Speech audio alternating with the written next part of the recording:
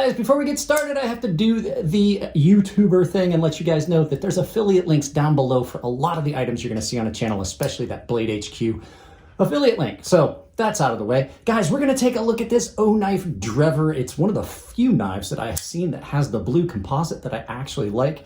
So this came in a while ago from Beard of the Weirdo. I'm just getting around to doing the final review. Put it in pocket before I got sick. Carried it a lot while I was sick, even though I wasn't doing a lot, but I got a good feel for it. So let's turn this around and take a look at it from both. But first, you guys turn down the volume because here comes the music in that intro.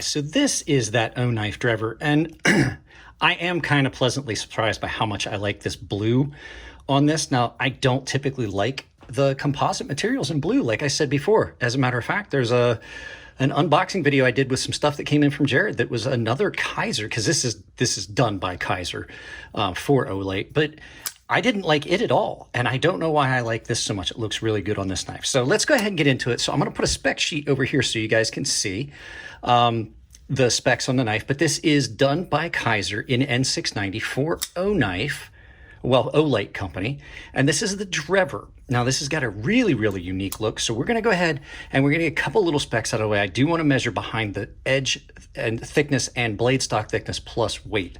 So let's go ahead and let's get the calipers and do that first, the blade stock thickness and behind the edge, and then we'll get the weight out of the way. All right, so I've got my calipers out, and I zeroed them on my feeler gauges. So let's go ahead and see here. So blade stock thickness, 0.119, so probably 0.12 if you really wanted to get down to it. Behind the edge thickness, now this isn't super thin behind the edge, but it does slice really well. Behind the edge on this one, you're looking at 0.021-ish. So not super thin behind the edge, but it does cut well, and I think a lot of that has to do with blade shape and everything. It does have a very good blade, so even though it's not super slicey, it does have that curvature, so as you're drawing through it, you kind of have a little bit of extra power. So let's go ahead and get the scale so we can get the weight and be done with the specs part. So this is not a super heavy knife. It's also not really light. Let's go ahead and take a look at it. Let's see. In ounces, you're looking at 3.5 ounces, not super heavy. That's right about that line where a lot of people like. In grams, you're looking at under 198 grams. So not super heavy, not super light, but also just a good all-around balance in weight. So let's go ahead and get the scale out of the way. All right, so let's go ahead and get into the good and bad of this knife. So the good part about this knife, it is a very affordable knife. These are coming in at $69.98, I think, so just at $70. So you're getting a lot of knife for this. This is not a small knife. Like I said, this is just about an 8-inch knife on the scale. I know I put the spec sheet up, and you're getting a lot of knife there. N690 is not a bad steel. It's a very good steel, actually. I like it a lot. As I prefer N690 Cobalt, but this is a very good steel. It's done really well. Nice stonewash finish on that. So when you really want to get down to it, the things about this knife are great. This thing cuts really well because it does have that nice rounded scalpel-esque blade shape. It's kind of a modified sheep's foot, modified Warncliffe, good bit of belly, nice point, comes down, and it's attractive, but you can really get good purchase on it back here for some heavy cutting. And push cutting, this is where this really excels. Push cutting, it did really well when I was doing cardboard cutting because it's got that belly, and so you can start at the tip and push your way through. I typically don't like to push cut like that too much, but this knife does it really, really well. But one of the problems with it is a little bit long, but you can overcome that by getting up on this, and then you've got a lot more control. Sometimes I've gravitated to some of the smaller knives because you have more of a feeling of control when you're further, you know, when you're back here, but you've got less blade up here. You're closer to your actual work, and it doesn't feel like you've lost any control. It's very comfortable to cut with because of the way it's been shaped out here. You've got a really good choil there that you can cut in. Now, if you're doing heavy duty cutting, this, like I said, is great for that, like push cut into cardboard and things like that. And it is really comfortable. Now, I will say that I think a little bit shorter blade length on this would have done this a little bit better. I think a little bit shorter knife, an 8-inch knife for something this thin is getting into where you're going to start losing a little bit of the ergos for heavy duty cutting, but it's not bad. It's not anywhere near as bad as, say, the Benchmade 940, which is a relatively long knife that's fairly thin. The blade tapers down to, like we saw, a fairly thin edge behind the edge, and it cuts really well, but it also is robust enough that I don't think you really would have to worry about it. So it's kind of in that Goldilocks zone. The action on it is great. You know, action doesn't always have to be the end all be all. Like a good knife does not have to just be fall shut and things like that. But this knife really is. The action on these bearings is really, really good. Thumb studs are a nice addition. Even though it is a flipper, I like the thumb stud addition, and the fact that they did ambidextrous thumb studs is pretty cool, even though they did not do an ambidextrous pocket clip. The scales have got just about enough traction. I mean, it's just about perfect. It's not slippery, but it's also not coarse. And it gives a good finish to it. It looks good. But overall, like I said, as far as functionality, it is comfortable. It's got a little swayed back area here where you can get down in on it. And the jimping is just pretty good for anything you're going to want to do. It's aggressive enough that you don't feel like you're going to slip off of it. If you were wearing like knit gloves or something like that, it'd be even better. So no problems there.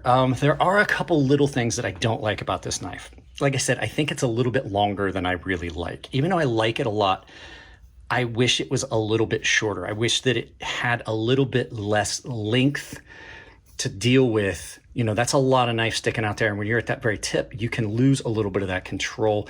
And the other thing is, it doesn't quite, I mean, it's not as bad as some other knives, but it kind of rotates in the hand. So as you're getting ready to cut, it wants to roll away from the work. Not such a big deal, but it does, it just can be annoying if you carry it and use it a lot. Access to the lock bar is just about perfect. And they did do some jimping on the lock bar on this liner lock, but nothing aggressive. So I kind of dig it. It gives it a unique look. It's not aggressive. I think if you're wearing gloves, that might help, but you don't really have that issue because it's nice and scalloped out here. So you still have really good access to the lock bar. So let's go ahead and talk about some of the things I don't like besides just the length of the knife. It's not real comfortable in this configuration. It's not real comfortable to try and get up on the tip of this knife. If you were trying to do like detail work and stuff, there's no real comfortable way to get up on it. Even with big hands like mine, it feels like I'm stretched way out if I was wanting to try and do detail work at the very tip.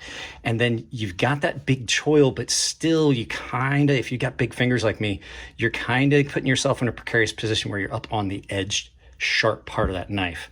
Like I said, thumb studs are great. They are a little tall. They kind of stick up a little higher than I would like. They don't stick up above the overall profile of the knife, but I have had it catch on the inner seam of a pair of jeans. So if you know what I'm talking about, the seam work that's at the very top of a pair of jeans pocket, you know, you got that crisscross pattern to keep it from coming undone, and it has caught several times on those threads and caught and almost deployed itself. So I think that the thumb studs are good, but they could just be a little lower profile, you know, maybe rounded a little bit more. But they are really good. They're not overly sharp, and they're not going to get in your way with sharpening.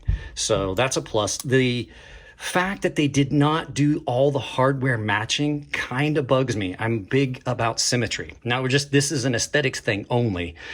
But they went to the trouble of making sure that the thumb studs and the pivot were the same color, but then didn't do all the other hardware. Like I would have liked to have seen all of this, including the standoff and the pocket clip done like that. But, you know, it still is a pretty budget knife. Another thing that they did that I really do like, and I meant to mention this, is there's no lanyard hole on this. So really, really good. They did do some weight reduction on this, so that is a big reason why it came in as light as it did. But the big overall thing that I don't like is I'm not a fan. Once again, you guys know I'm always gonna ding on this. These off-the-shelf, just standard pocket clips that everybody likes to say are just, oh, it's all one size fits all and it doesn't matter. For a guy like me, that a knife is a tool and it has to be comfortable, a pocket clip is a make or break. I like to call it a fatal flaw, even though some people are like, it's not a fatal flaw. You know, that would be something that would get the knife taken off the market. For me, a fatal flaw is something that would preclude me from buying it. In this knife, it's not horrible because it is a big knife, which means that that pocket clip is down outside of a pinch point. If it was a smaller knife where that pocket clip was up in here, as opposed to being down here where it's a little bit more even, it would be a big deal. However, it is still very, very present in hand. You know it's there. I hate the fact that we're at a point where every knife has to have a pocket clip. I wish there were other options, but there really aren't. At this point, pocket clips are on knives. That's all there is to it. But the fact is, you could have done this pocket clip so much better as a deep carry.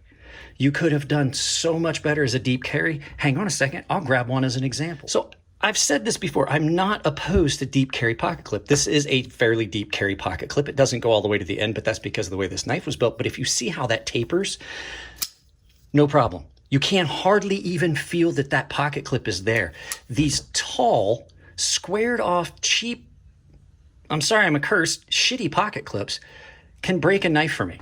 I don't like it at all. I hate everything about this pocket clip. Like I said, on this knife, just because of the way it's shaped, not an issue per se, but it's still pretty bad.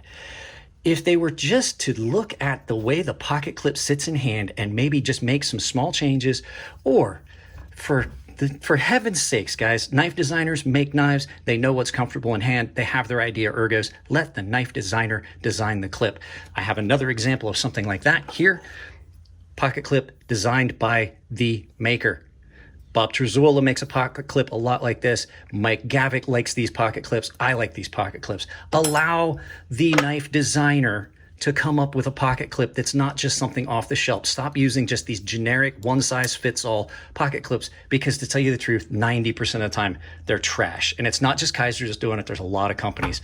That would be the one thing I wish I could change in the knife community, in the knife world, is find pocket clips that aren't so... This pocket clip's an abortion. It really is.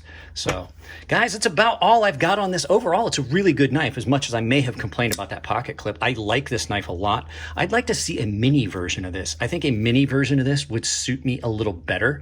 Even though I'm a big guy and have big hands, I have gotten around to where, with the things that I do these days in my personal life, I am much more inclined to have a shorter, smaller pocket knife, such as like maybe the CGRB Rhea or some of those other smaller knives that fit better for day-to-day tasks. So there you go, guys. The Oknife Drever, all around good knife, just some small minor issues. So let's turn this around, do some final thoughts. Like I said, guys, really well-designed knife. It's got a lot of versatility with that blade shape and things like that. I really do dig it. Hopefully you guys are able to find it. $69.95, not a bad price for this. And it is pretty striking with those blue scales. It does come in other colors though. So guys, that's it on this one. If you like the content, give it a thumbs up. If you don't like it, give it a thumbs down, but you gotta tell me why. I can't change that content if you don't tell me what you don't like. If you wanna support the channel, it's as simple as like, share, subscribe, drop a comment, hit the bell icon. But if you do hit the bell icon, make sure you've got notifications turned on your device, or you will not get notified of all the things that are going up. If you do want to support the channel financially, like I said at the beginning, a handful of ways down below. I have a membership where you can get in on tier-based benefits. Pick the tier that suits you best, but remember, everyone saves $5 off the sharpening service, and everyone gets access to my gilded server. But if you're a premium tier member, you have access to a sharpening tutorial series I've built. Other ways you can do it, the affiliate links down below. Like I said, Blade HQ, most of the items you're going to see on the channel can be found there, but there's also Amazon affiliate links and things down there. And if I can't find it on Blade HQ, a lot of times you'll find a link to it on Amazon in the links below.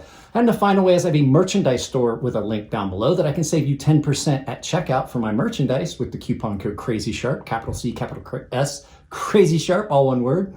Save you 10% anywhere on Ember Shirt Co. And if you take pictures of you wearing my merchandise and send them to me, I will put them in videos. Guys, I love y'all. Keep it clean in the comments section. If it's your birthday, happy birthday. And I will see you in the next video.